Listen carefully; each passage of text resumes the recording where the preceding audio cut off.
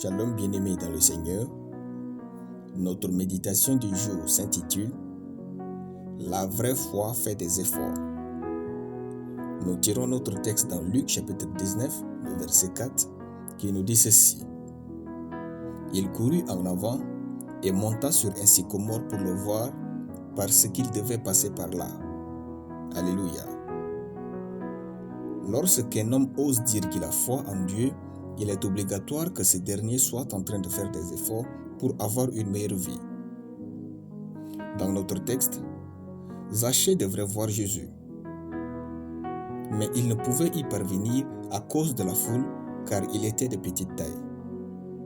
Alors, Zachée courut en avant et monta sur un sycomore pour le voir. Dans plusieurs traductions populaires, à l'occurrence Louis II, il est dit de Zachée, il courut en avant et monta sur un sycomore. Nous voulons remarquer le verbe monta. Ce verbe ne donne pas profondément le sens de l'effort de Zachée.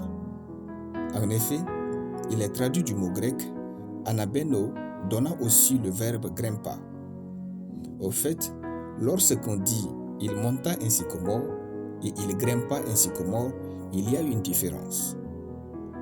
Dans la première phrase, on ressent une sorte de facilité et dans la seconde, une difficulté éprouvée quand Zachée allait sur ce sycomore. Ce qui est vrai en plus, compte tenu de sa taille dont Luc a voulu mettre en exergue. Ce qui par conséquent traduit l'authenticité de la recherche de Zachée à voir Jésus. Zachée faisait tellement d'efforts pour s'accrocher à ce sycomore, main après l'autre, pied après l'autre, pour se retrouver en haut afin de voir Jésus.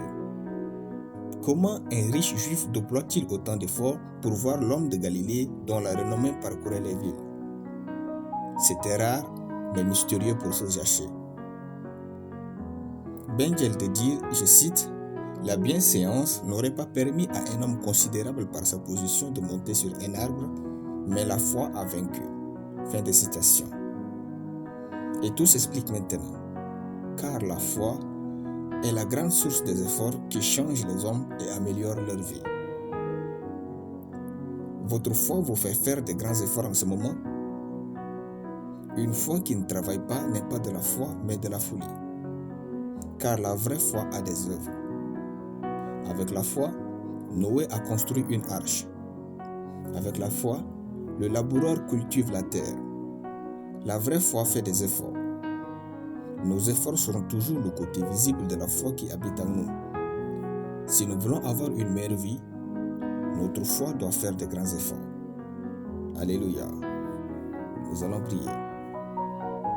Tendre Père, merci pour la foi qui habite en moi.